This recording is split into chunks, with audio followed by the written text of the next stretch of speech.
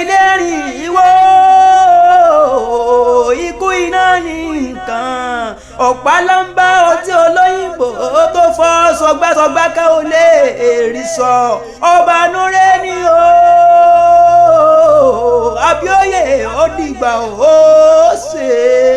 Ayiwa ẹ ò gbọ́ bí ẹ má kó ojú òpó dí àfẹ̀rẹ̀ ìbòjó kó ẹnu sàn ṣọ̀fọ̀ bẹ́ẹ̀ ni eré bá lọ ìlú wa pa lọ́lọ́ ọba onínúure oníwà tútù bí àdàbà tó fẹ́ràn ìlú ẹ̀ bí ojú His Royal Majesty ọba Nureni Abioye Òjòdì second Olubode of Bode-Osi ó ṣe bẹ́ẹ̀ fọwọ́ oṣù lélẹ̀ lánàá ọjọ́rú wẹ́ẹ̀sì ọjọ́ kọkàndínlógún oṣù kejì ọdún 2025 wàyí o aago 4 ìrọ̀lẹ́ 4 p.m. òní ọjọ́ àlàmísì tóòzè ogúnjọ́ oṣù kejì láòsì kábíyèsí nílànà ẹ̀sìn mùsùlùmí nílé wọn tó wà ní community grammar school Bode-Osi ìjọba ìbílẹ̀ Ọláolúwa ìpínlẹ̀ Ọ̀ṣun títí láì láwọn ìjẹran rẹ̀ His Royal Majesty ọba Nureni Abioye Olubode of Bode-Osi ọmọ sòdí lálẹ́lu ọ̀yà ọmọ onílùú àbáwáyé